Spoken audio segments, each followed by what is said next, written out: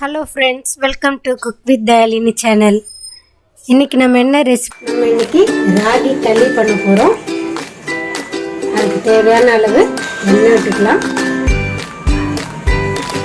நல்ல கனமான பாத்திரமாக வச்சுக்கோங்க. இந்த களி வெல்லம் போட்டு பண்ணுறதுனால குழந்தைங்கள்லேருந்து பெரியவங்களுக்கு வெல்லம் சாப்பிட்ற ஒரு ரெசிபி தான்.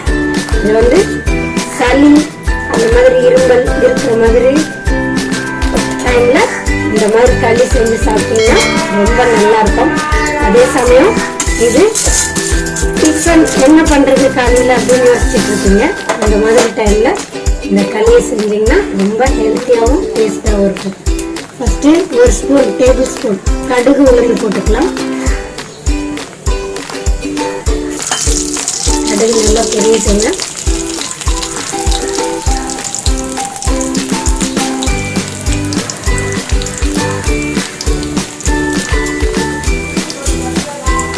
ராகி களி உடம்புக்கு ரொம்ப நல்லதுங்க. இந்த களி குழந்தைங்கள்லேருந்து எல்லாருமே சாப்பிடலாம். வீட்டு கலந்துறதுனால சின்ன குழந்தைங்களாம் நல்லா சாப்பிடுவாங்க, விரும்பி சாப்பிடுவாங்க. கடுகு பொரிச்சு 2 காஞ்சி மிளகாய் கிள்ளி போட்டுக்கலாம். இதுக்கு காரம் காஞ்சி மிளகாய்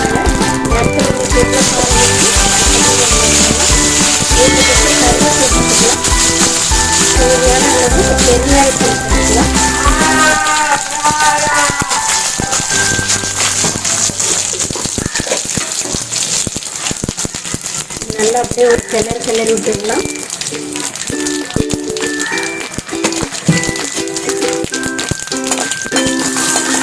அடுத்த சிம்மிலே வச்சுக்கோங்க. 2 கப்பு தண்ணி ஊற்றிக்கலாங்க. நீங்கள் எந்த கப்பில் மாவு எடுக்கிறீங்களோ அந்த கப்பில் தண்ணி எடுத்துக்கோங்க. 4 கப்பு தண்ணி ஊற்றிருக்கேன்.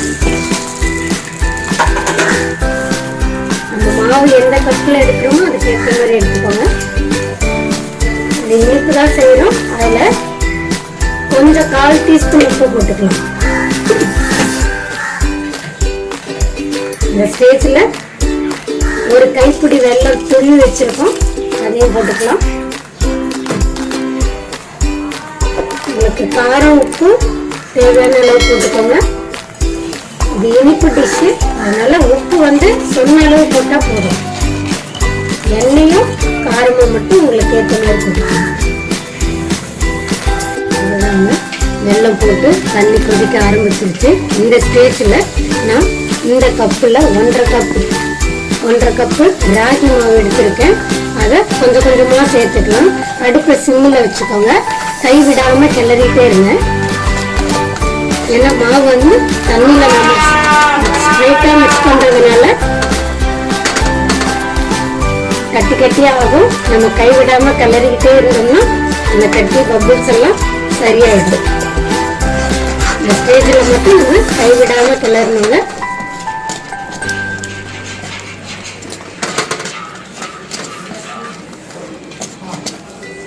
இந்த ராகி காலைல என்ன டிஃபன் செய்கிறதுன்னு யோசிச்சுட்டு இருப்பீங்க. டக்குன்னு செய்ய முடியாது. இந்த மாதிரி செஞ்சோம்னா ஹெல்த்தியாகவும் இருக்கும். அதே சமயம் குழந்தைங்களும் வேண்டான்னு சொல்ல மாட்டாங்க. ஏன்னா இதில் இனிப்பு இருக்கிறதுனால எல்லாருமே சாப்பிடுவாங்க. இந்த வெல்லம் போட்டு செய்கிறதுனால சளிக்கு ரொம்ப நல்லதுங்க. அதனால் இதை நான் சொன்ன மாதிரி மெத்தடில் கரெக்டாக ஃபாலோ பண்ணுங்கள். உங்களுக்கு நல்ல ஒரு ரெசிபி கிடைக்கும்.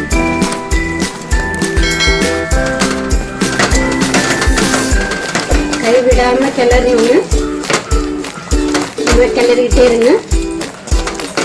இந்த ஸ்டேஜில் உங்களுக்கு என்ன வேணும் அப்படின்னா நீங்கள் ஆட் பண்ணிக்கலாம். அப்படி இல்லை நெய் கூட மிக்ஸ் பண்ணிக்கலாம். இந்த மாதிரி கொஞ்சம் அங்கங்கே பபிள்ஸாக இருக்குது. அதெல்லாம் நல்லா இந்த மாதிரி மசிச்சு விட்டுருங்க. கைவிடாமல் கிளறிக்கிட்டே இருக்கணும். அது ஒரு பேஸ்ட் மாதிரி வர வரைக்கும் நம்ம கிளறணும். அவ்வளோதாங்க. இந்த வேலை மட்டும்தான் நமக்கு இந்த களி செய்கிறதுக்கு கொஞ்சம் கஷ்டமாக இருக்கும். மற்றபடி 5 மினிட்ஸில் ரெடி ஆகக்கூடிய ஒரு பிரேக்ஃபாஸ்ட் தாங்க இது. இதை காலையிலேயே சாப்பிடலாம். இல்லை குழந்தைங்க ஸ்கூல்லேருந்து வரும்போது பசியோடு வருவாங்க. உங்களுக்கு டக்குன்னு செஞ்சு கொடுக்குற ஒரு ரெசிபியும் இந்த ஸ்டேஜில் உங்களுக்கு அடி பிடிக்கிற மாதிரி இருக்குது அப்படின்னா நீங்கள் நல்லெண்ணெய் மேலாட்டை விட்டுக்கோங்க. அதே சமயம் நெய் இருந்தால் நெய்யும் நீங்கள் ஆட் பண்ணிக்கலாம். இதுக்கு தொட்டுக்கெல்லாம் எதுவுமே தேவையில்லை. இதில் இனிப்பு காரம் எல்லாமே இருக்கிறதுனால சுட சுட அப்படியே சாப்பிடக்கூடிய ஒரு டிஷ்ஷு தானே இது. இது வந்து நான் இப்போ ஸ்ட்ரைட்டாக மாவு ஆட் பண்ணியிருக்கேன். உங்களுக்கு இப்படி வேண்டாம் அப்படின்னா கலரை கஷ்டமாக இருக்குது அப்படின்னா உங்களுக்கு இது மாதிரி கலரை கஷ்டமாக இருக்குது அப்படின்னா நீங்கள் நம்ம தண்ணி ஆட் பண்ணோம்னா கொதிக்கும் போது அந்த ஸ்டேஜில் மாவை தண்ணி விட்டு கரைச்சி எடுத்துக்கோங்க. கரைச்சி எடுத்து அப்படியே நீங்கள் ஊற்றிக்கிட்டே இருக்கும்போது கைவிடாமல் கிளறினீங்கன்னா அது இன்னுமே சீக்கிரமாக ரெடி ஆகிடும். இந்த பதத்துக்கு வந்தால் போதுங்க. அவ்வளோதான், நம்ம ராகி களி ரெடி.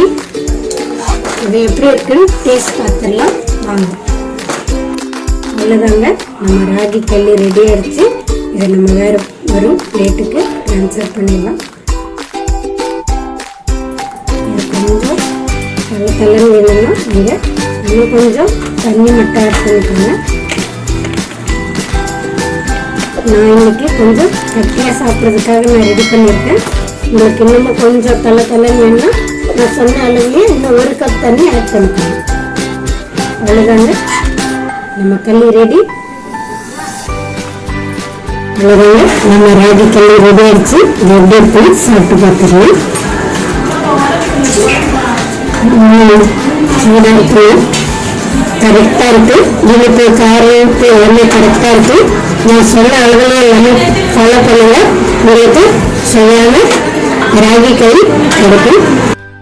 அவ்வளோதாங்க, நம்ம ரெசிபி முடிஞ்சது. இந்த டிஷ் உங்களுக்கு பிடிச்சிருந்தா லைக் பண்ணுங்கள், கமெண்ட் பண்ணுங்கள், ஷேர் பண்ணுங்கள், சப்ஸ்கிரைப் பண்ணுங்கள். மறக்காமல் பெல் பட்டனை கிளிக் பண்ணுங்கள். அப்போ தான் நான் உங்களுக்கு போடுற வீடியோ உடனுக்குடனே வரும். ஓகே ஃப்ரெண்ட்ஸ், இன்னொரு டிஷ்ஷோடு உங்களை நாளைக்கு மீட் பண்ணுறேன். பாய்.